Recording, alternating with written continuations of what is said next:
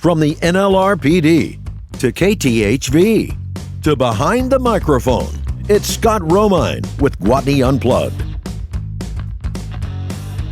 Hi, welcome back to Gwatney Unplugged. I'm your host, Scott Romine. This is the interview we've waited to do all week long. It is such a blessing for me to finally, this is a dream come true, to say Happy Valentine's Day to my very first Valentine, Catherine Bach. How are you? Well, thank you, Scott, and happy Valentine's Day to you, sweetie. Oh my gosh! Now, see that we could just stop the interview right there. That's all. That's all. Man, that's just awesome. Dreams do come true. Well, Catherine's. We're talking to her from California, and we want to talk to you about how you got started. You're born in Ohio. You still have a lot of family back this way? No, are you in Ohio right now? No, we're in Arkansas, but I mean, I'm a lot closer to Ohio than I am California. That's true. Okay. Actually, my father was in the military, and my parents were on the way home from my mother. It's kind of a funny story, so I'm going to tell the whole convoluted thing. Okay. My mother graduated from college out here in Los Angeles from Immaculate Heart, and she went to Germany to be part of it. She got a job during the Great Reformation of Germany.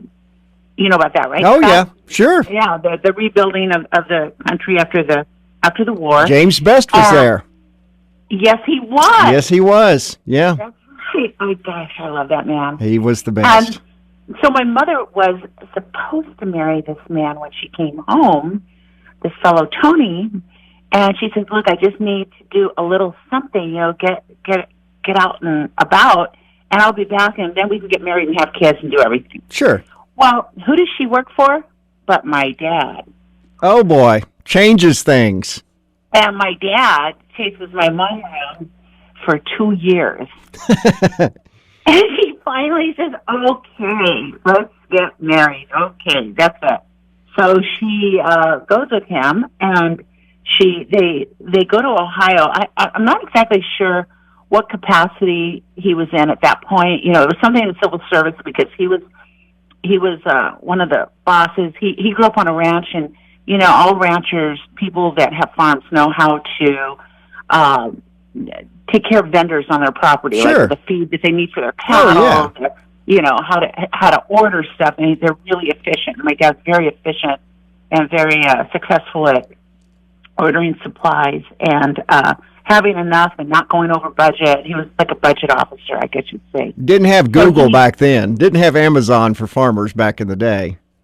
Ranchers in our family, they had to know what they were doing. That's right. To this day, I keep ledgers of everything, you know. But you still ended up growing up in like South Dakota, correct? Well, yeah, because that's where my dad's family homesteaded, and so that's where his roots were, and he's the only one that got off the ranch and he spent 8 years in Europe. He was in the Army, and then when the Army split and became Army and Air Force, he went Air Force, and then he became and then he graduated, or you know, he stopped that and he became a budget officer over there. And so, did you want to go to Hollywood when you were a little kid? Well, let me just tell you the story. I am I'm half Mexican, half German. So my mother's family is Verdugo, so there was a huge, you know, her whole family was here and in Arizona and in Mexico. And the Verdugo is a land grant family. They have been here since beginning of time in California. Uh-huh. So I'm related to everybody here, and I'm related to everybody in South Dakota. You know, sometimes we look at people, we sort of look familiar, and we're like, I know we're related. I'm not quite sure how we call ourselves buttonhole cousins. So I have a lot of that, both in You're not related LA. to anyone in Arkansas, because I've found no one that looks like Daisy Duke. And I've looked.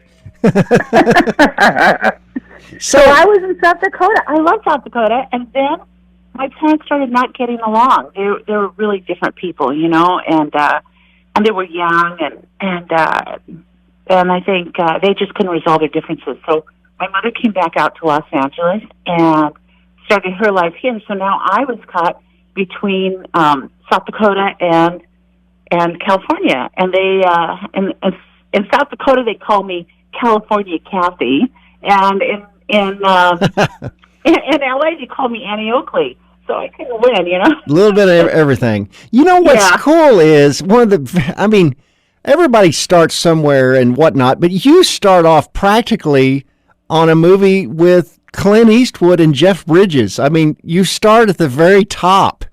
How did that come about?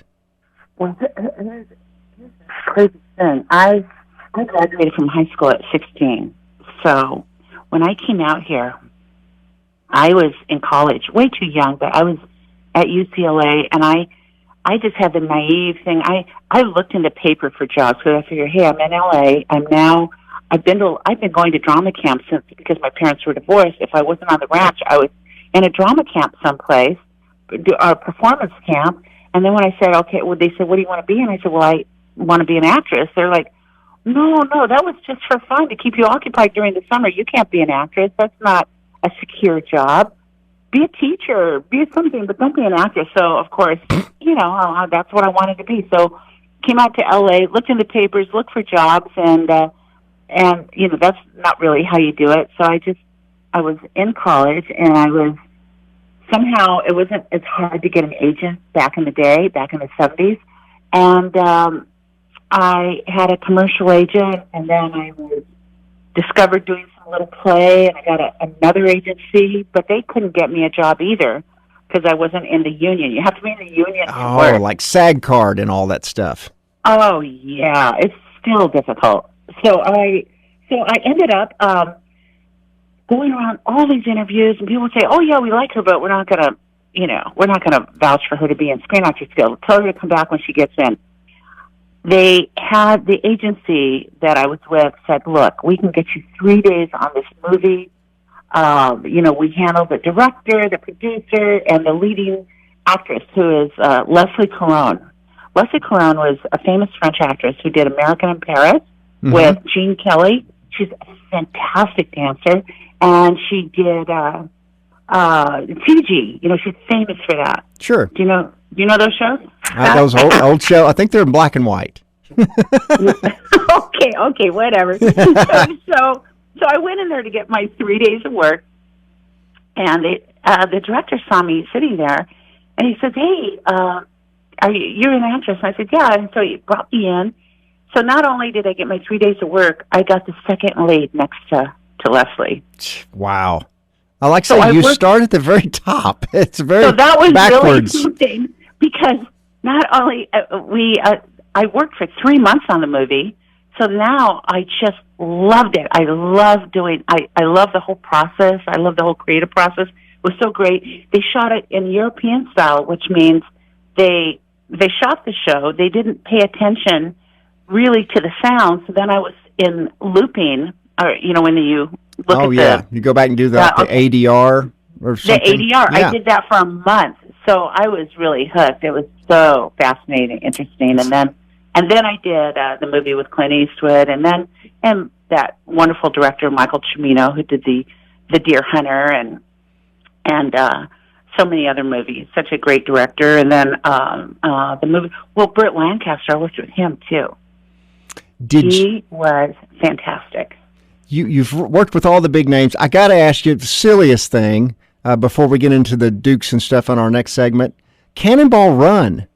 Yeah. Did you drive the Lamborghini? Oh, yeah, but that wasn't the point. The point of it is that John Schneider, the little whippersnapper that he was, had all kinds of cars, and he was going broke with he had 11 exotic cars or something. I'm going broke with cars as well. I promise you. You are? I totally understand it. Yes, totally. Are you married? No, I'm not married, and that's why I have all 5 cars. Go broke for a while. That's okay. We were talking about Cannonball Run. The Lamborghini, was that John Schneider's Lamborghini? It sure was, and so I helped him. I was instrumental in helping him get that rented to the show. I had done a picture prior to Cannonball Run with Burt Reynolds and Catherine Deneuve called Hustle, and Ben Johnson, who I had all my scenes actually with Ben Johnson. You guys know him. He's a great actor.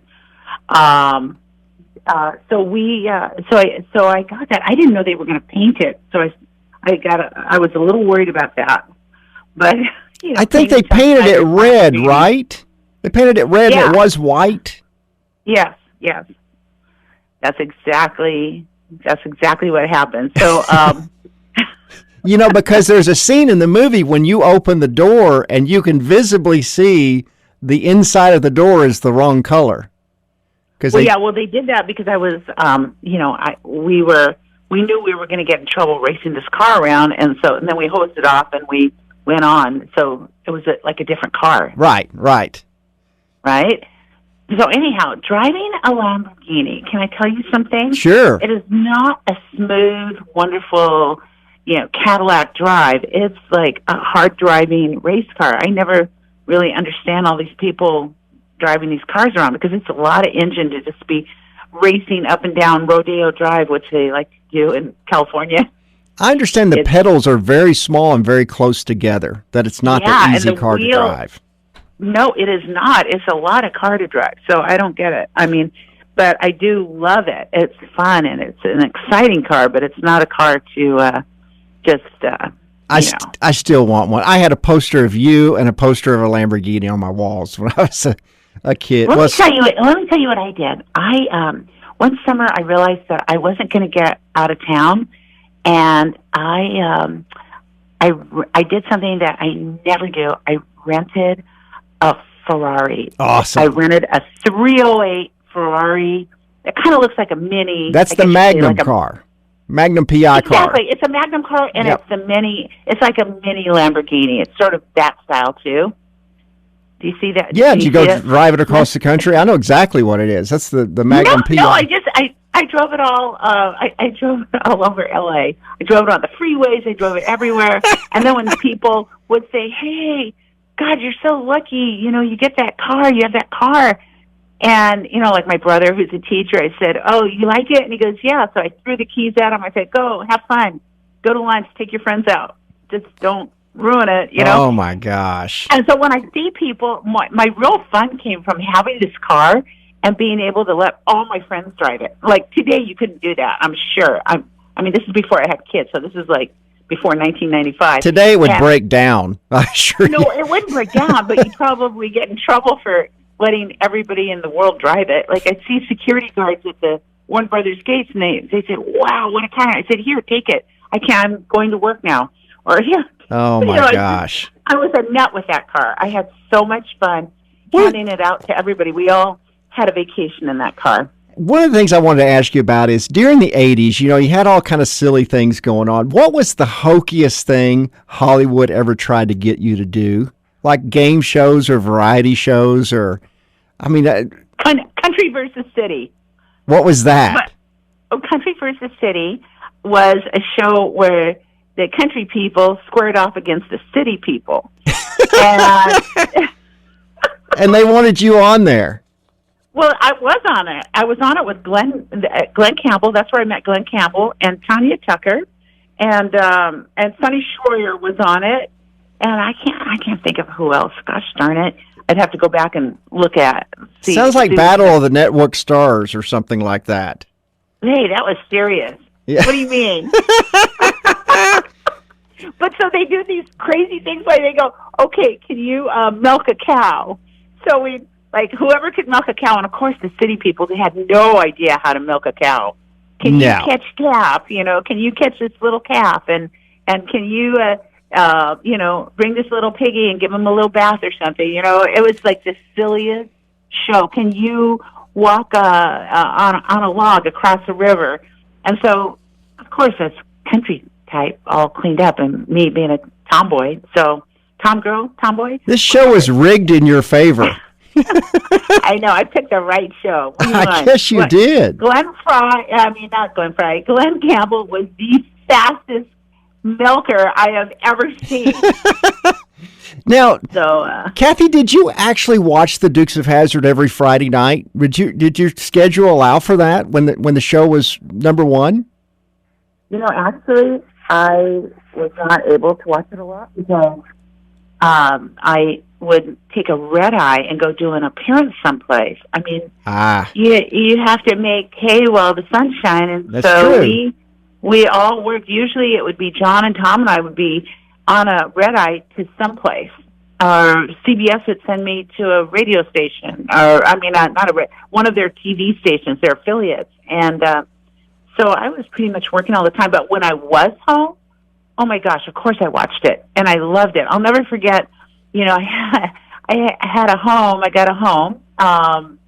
in the 1982, and I had John and Tom over for dinner so we could all watch together. Oh, that's cool. And I made tacos, like beef and little beef and tortillas and whatever, and chicken, lettuce and tomatoes and hot sauce, but I didn't have any plates.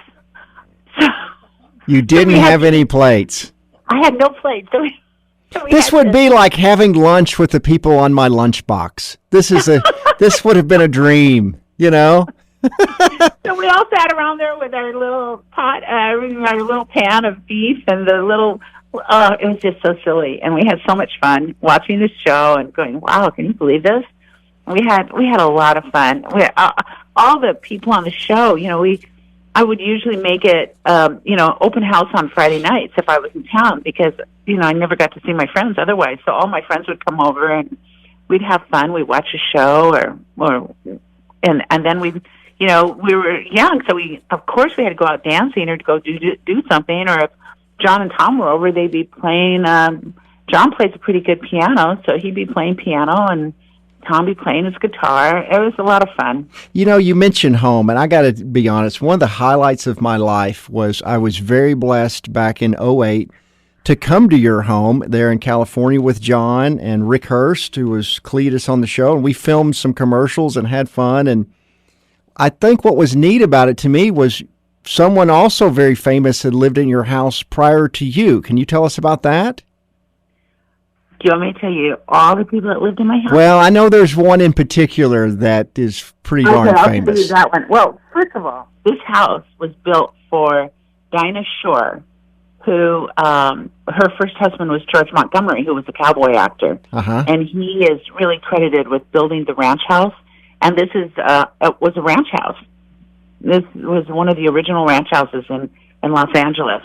And then they lived here, and then they sold it to somebody. And then Frank DeLeo bought it, who is Michael Jackson's manager. Uh-huh. And Michael moved in here. He was here for a couple years. I understood he lived there when he made Thriller. It's Thriller and Dangerous. Oh, my gosh. Both albums. In fact, my office it's a painting / business studio. My bookkeeper is up there working away. It was where he would lay down his rough tracks. Isn't that and go do it. Yeah, amazing. He was, something, and it's so interesting how my life is intersected with Michael. When I went with the fellow that taught him how to moonwalk, a famous mime named Robert Shields, and he taught him how to do that incredible move that just galvanized put the whole music business and the industry, on their ear, because the way he danced was so incredible. It's like you're living in Graceland, in a way. Well, interestingly enough, when my husband and I bought this place in 1992, there was this huge, like a swing set, not a swing set, like an enclosed area where, like a kids, like you see at a city park with, not swings, the things that the kids do gymnastics on. Sure, jungle gym type thing. A jungle gym thing made out of steel. And I was here and I said, what is this and why is it enclosed? And they said, oh, well, that's where Bubbles lived. And I say, are you kidding me? Bubbles lived there? Bubbles lived there. So Bubbles was Michael's chimpanzee, who, again, John Schneider was dating this really cute girl who worked with animals, and when Michael would travel, she would look after Bubbles. So Bubbles and John's date and John came over to my house for Thanksgiving one year, and they brought Bubbles, and Bubbles just oh my gosh! I know. Can you imagine having Bubbles? So Bubbles wanted to do all the cooking with me. He just sat in my arms while I mashed potatoes and This is and crazy. shucked the turkey. And Daisy So, Duke and Bubbles, Michael Jackson. I hope he left the I don't hyperbaric do that. chamber. I don't. Well, there's no hyperbaric chamber here. There's Otherwise, I no? would have used it. Oh, And okay. it still looked like, Do whatever. you have a General Lee? As a matter of fact, I do. And you have a General Lee too. My gosh. How Well, cool I is have that? one because I have one because John sold his, and he was very generous with his. Because I would use it for community and for charity, and take it to Children's Hospital and let the kids ride around it on my lap, or make a wish, let them drive it in the parking lot, or I'd go to Warner Brothers and let the kids all use it, and so John was nice enough to do that. Then he sold his, so I thought, I really enjoy that experience, and that car brings so much happiness to people, and I have an attachment to it. I want to agree. put it out. I want to put it out to pasture in a really great way. And so right now it's at a college in North Carolina being fixed up by future mechanics and engineers and future NASCAR engineers, and so they're having a ball. Isn't putting that it all awesome? back together. Yeah. My dad and I built one in 2003, and it goes 60 miles per hour. I mean, it's just it's a unique thing to have a General Lee, but to ride around with you in one, that would be even better. Should I make the seats inside? I know it's orange on the outside. Should I make the seats inside pink or something? No, you got to leave it original. You signed You signed mine on the headliner. That was a great day, and man, I show it to people all the time. Hey, tell us any memories of Denver Pyle, because there's someone that most fans didn't get a chance to meet by the time this Dukes Fest stuff had taken off. We didn't get the opportunity. Denver Pyle was the greatest guy. I mean, he just couldn't have been sweeter or stronger or more of a help to me. He was, when we even started the show, I was very much on my own and sort of alone because I was the only girl in the cast, and I just didn't know anybody, and I was under a lot of pressure at that point. And he would take me out to lunch on our one day off, and we'd go antiquing and talking, and and he was just so supportive and helpful. And one of his girlfriends when he was a youngster was Gloria Swanson, the famous movie star who did Sunset Boulevard, and she taught him all about health. And so he said, I want you to meet her. She's going to be a great person for you to meet. So we had Gloria Swanson and I had dinner because of Denver Pyle, and we got to know each other. She was the most amazing woman. I mean, if anybody out there knows who she is, she's that woman that was a famous movie star that didn't want to get old, that has this famous walk down these steps in this movie. Oh, you do know who I'm talking about. She was incredible. So it's hard to imagine Denver being anything very different from Uncle Jesse. I mean, I can imagine he had to have been very fatherly-like or something. He was very fatherly-like. In fact, he was a little psychic. I was having a bit of a hard time getting pregnant, and I had him and his wife, Tippy, who was just a fantastic wife and partner to him. I had them over for dinner, and he brought me this beautiful baccarat crystal, like a Madonna, with a woman standing, and two little angels. He goes, you're going to have your children, don't worry. And here, and he gave me this incredible gift of this beautiful woman, this beautiful crystal figure of a woman with two children on either side of her. Isn't that something? And that came true. Well, the year he died, I got pregnant. Isn't that something? Hey, yeah, it really was. We're about out of time, but I got to ask you real quick. One, tell us about the inspiration for the shorts, And then quickly tell us about you have a store. Oh, yeah. Well, first of all, how about if we save the shorts for another story? Because Sure, that'd be fine. I'm going to be bound again. Yes. But, tell us about the store. Daisy Country is something that, Ben and Alma and I have put together, and it's a part of Cooters. It's Daisy Country is my take on the country woman, and lots of fun things for people to buy there. And we sort of do it like, what do I want to buy? So that's what I put in there. I'm going to expand a little bit more when I've just stopped. Well, I haven't stopped doing Young and the Restless, but I don't have a storyline right now, so Sure. I'm going to get in there and do some more things.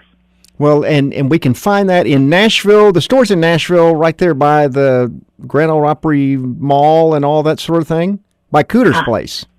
Yeah, it's right. Okay, I'm the new person on the block, so you got to go around the side. Okay. Daisy Country. Well, everybody go and visit Daisy Country. I've been. It's awesome. You have very cool. You've got the shorts and the necklaces and the T-shirts and all that. Plenty of shorts. I made those shorts that are in there, and we haven't been able to keep them in stock. I bought 1,000 pairs of jeans, and I cut them off, and I put some stars and some daisies and different things on, and they just sold right out. I got to be honest. My pair is a little tight. But, Oh, well, we can fix that. Oh, we can. Catherine Bach, thank you so much for coming on Gwatney Unplugged and talking to us. We'd love to have you back again real soon. All right. I'd love to come back. Hey, thank you. Bye-bye. Thank you so much. Bye-bye. Catherine Bach, Bye. the real Daisy Duke there from the Dukes of Hazzard. Scott Romine for